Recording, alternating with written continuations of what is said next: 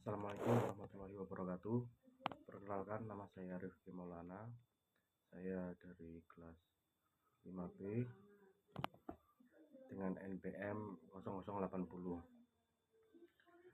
Kali ini saya ingin mempresentasikan tentang supervisi pada pendidikan inklusif. Yang pertama ada supervisi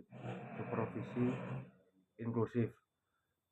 Jadi pendampingan profesional yang dilakukan oleh supervisor seperti kepala sekolah, pengawas, atau guru yang berpengalaman untuk membantu guru mengembangkan kualitas pembelajaran yang dapat mengakomodasi semua siswa, termasuk anak berkebutuhan khusus seperti BK.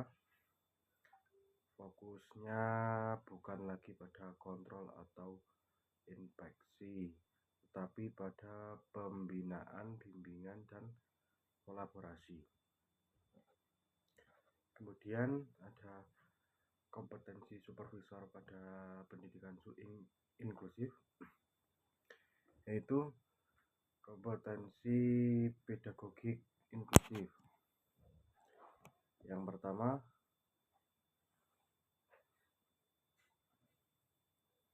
memahami karakteristik berbagai disabilitas dan kebutuhan belajar siswa. Yang kedua, menguasai strategi differentiate instruction dan universal design for learning. Yang ketiga, mampu melakukan modifikasi kurikulum dan penyesuaian pembelajaran sesuai kebutuhan siswa. Kemudian ada kompetensi supervisor pendidikan inklusif, kompetensi interpersonal dan komunikasi, seperti membangun hubungan kolaboratif melalui komunikasi empatik dan tidak menghakimi. Kemudian menjadi pendengar aktif dan mampu memahami tantangan guru, dan yang terakhir memberikan umpan balik yang jelas, spesifik, dan memotivasi. Kemudian ada kompetensi supervisor pendidikan inklusif, kompetensi teknis supervisi, antara lain menggunakan instrumen observasi yang sensitif terhadap keberagaman siswa, melakukan analisis masalah dan kebutuhan siswa secara tepat, dan terakhir menyusun solusi dan tindak lanjut secara kolaboratif dengan guru.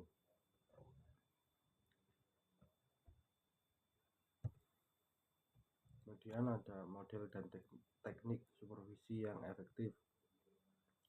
Yang pertama ada pre-conference, seperti supervisor dan guru membahas RPP dan kebutuhan siswa dan fokus observasi.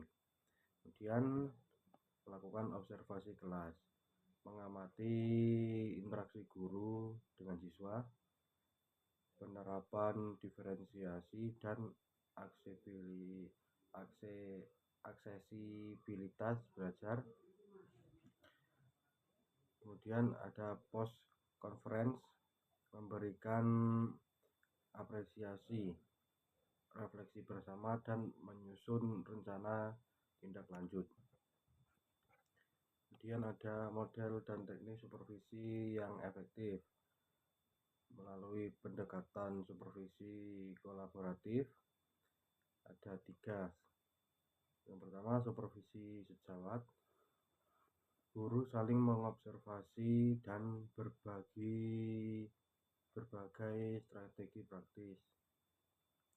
Kemudian ada lesson study inklusif.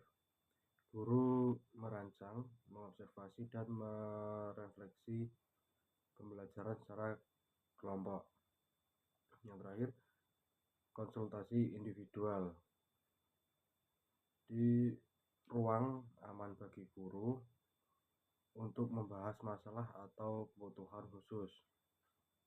Kemudian teknik supervisi.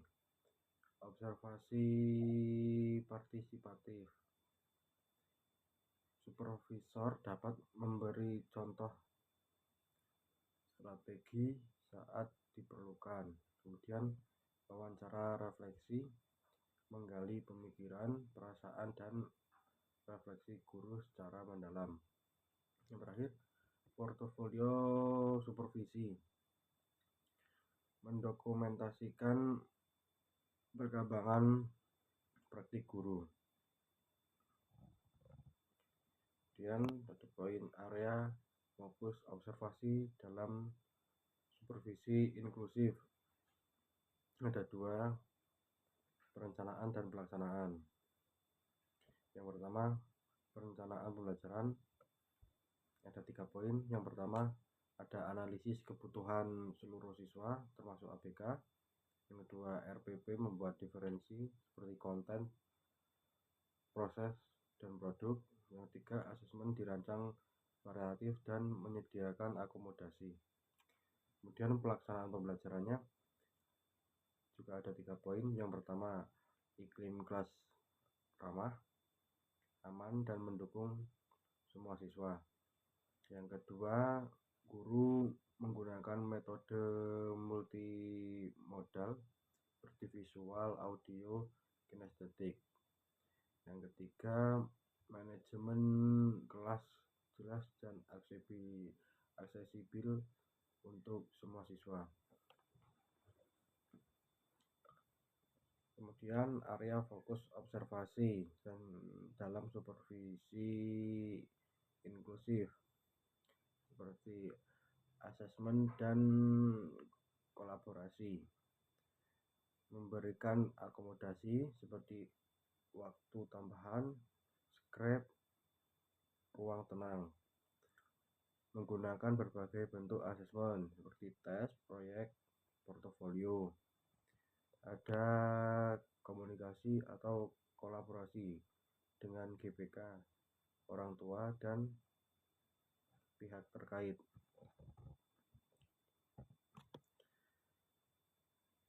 Seni memberikan umpan balik yang membangun.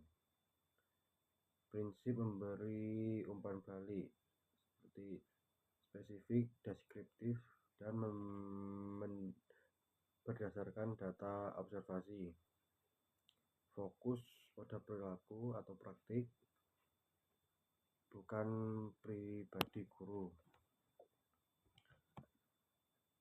Diberikan segera setelah observasi.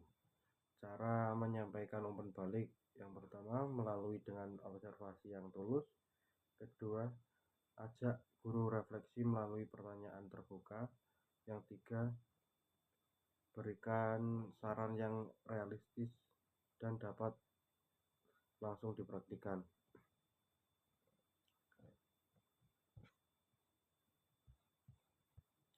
Tantangan dan strategi mengatasi, seperti tantangan di lapangan, yaitu keberagaman kebutuhan siswa